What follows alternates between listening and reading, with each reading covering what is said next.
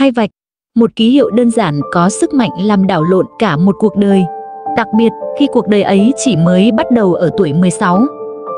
Sẽ thế nào nếu người trong câu chuyện đó là con gái của bạn, là em gái bạn, hay thậm chí là chính bạn của nhiều năm về trước? Đây không phải là một bộ phim, đây là thực tế mà hàng ngàn trẻ vị thành niên ở Việt Nam đang phải đối mặt. Nhưng ở cuối đường hầm luôn có ánh sáng, và trong video này chúng ta sẽ cùng nhau tìm ra ánh sáng đó. Hãy ở lại đến cuối cùng, vì giải pháp quan trọng nhất sẽ được tiết lộ ở phần cuối. Cô bé tên Mai, 16 tuổi, học sinh giỏi, ước mơ vào đại học Y. Cuộc sống của Mai là sách vở, bạn bè và mối tình đầu trong sáng. Giống như nhiều bạn trẻ khác, thế giới của Mai khi đó chỉ có một màu đen. Em hoàn toàn đơn độc, cậu bạn trai cũng hoảng sợ không kém. Những lời yêu thương ngày nào giờ chỉ còn là sự im lặng và trốn tránh. Cái thai trong bụng lớn dần lên cùng với nỗi sợ hãi. Đây chính là khủng hoảng đầu tiên và lớn nhất mà một đứa trẻ phải đối mặt, khủng hoảng về tâm lý. Em cảm thấy tội lỗi, bế tắc và không có lối thoát. Nếu bạn hoặc người thân của bạn đang ở trong hoàn cảnh này, điều đầu tiên tôi muốn nói là em không có lỗi và em không cô đơn. Bỏ qua những định kiến xã hội, chúng ta hãy nhìn vào sự thật dưới góc độ y khoa. Mang thai ở tuổi vị thành niên, theo định nghĩa của Tổ chức Y tế Thế giới WHO, là từ 10 đến 19 tuổi, tiềm ẩn rất nhiều rủi ro cả về thể chất lẫn tinh thần. Thứ nhất, đối với người mẹ, cơ thể chưa sẵn sàng, khung chậu của các em chưa phát triển đầy đủ, dễ dẫn đến sinh khó, phải can thiệp bằng phẫu thuật.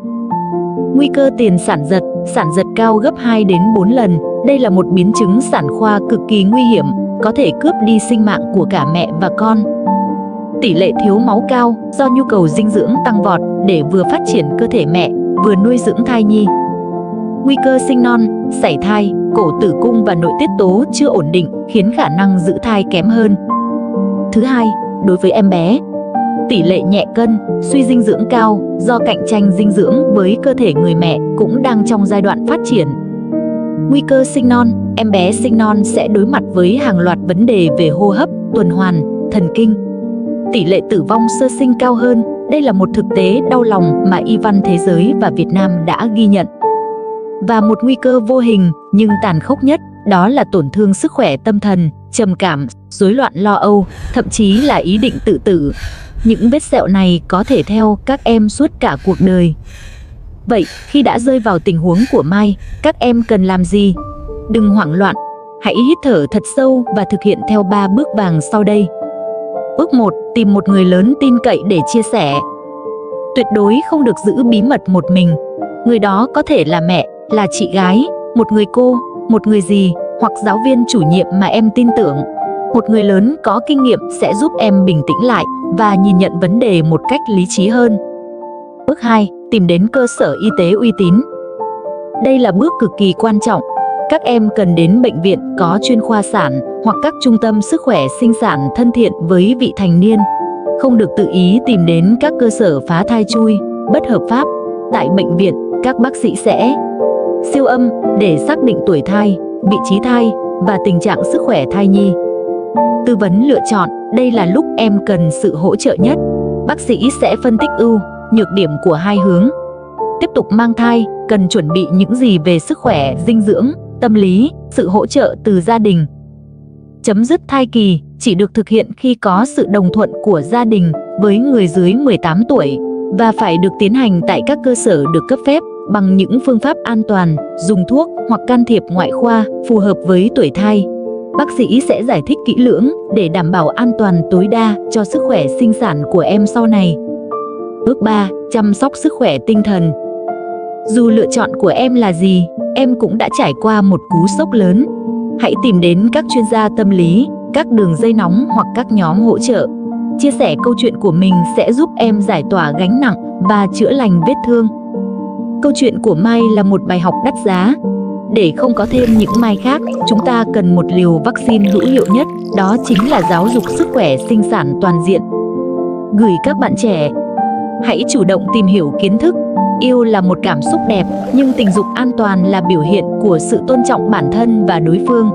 Bao cao su không chỉ ngừa thai mà còn phòng các bệnh lây truyền qua đường tình dục. Hãy nhớ, nói không cũng là một quyền của bạn. Và gửi các bậc cha mẹ. Tôi biết, nói chuyện giới tính với con cái chưa bao giờ là dễ dàng. Nhưng thà rằng con vẽ đường cho hươu chạy một cách ngượng ngùng, còn hơn để con tự mò mẫm trong bóng tối và lạc lối. Hãy là người bạn, người đồng hành mà con có thể tin tưởng. Hãy bắt đầu từ những câu chuyện về sự thay đổi cơ thể, về tình bạn khác giới, về giới hạn và sự tôn trọng. Chính sự cởi mở của cha mẹ sẽ là chiếc phao cứu sinh an toàn nhất cho con. Câu chuyện của Mai có một kết thúc mở nhưng tích cực. Em được gia đình thấu hiểu, đưa đến bệnh viện tư vấn và lựa chọn con đường phù hợp nhất cho mình, quay trở lại trường học với một nghị lực mới. Mang thai ở tuổi vị thành niên không phải là dấu chấm hết, mà là một bước ngoặt buộc chúng ta phải trưởng thành nhanh hơn. Lựa chọn nào cũng đầy khó khăn, nhưng lựa chọn đúng đắn nhất luôn là lựa chọn dựa trên kiến thức khoa học và sự hỗ trợ của những người thương yêu. Nếu video này đã mang lại giá trị cho bạn, hãy chia sẻ nó đến những người bạn, những bậc phụ huynh mà bạn nghĩ họ cần được nghe. Mỗi một lượt chia sẻ là bạn đang góp phần xây dựng một mạng lưới an toàn cho thế hệ trẻ. Đừng quên bình luận những câu hỏi, những băn khoăn của bạn ở phía dưới. Tôi và đội ngũ sẽ cố gắng trả lời tất cả. Và cuối cùng, hãy nhấn nút đăng ký và bật chuông, thông báo cho kênh An toàn cho mẹ, sức khỏe cho con để không bỏ lỡ những thông tin y khoa hữu ích nhé. Xin chào và hẹn gặp lại!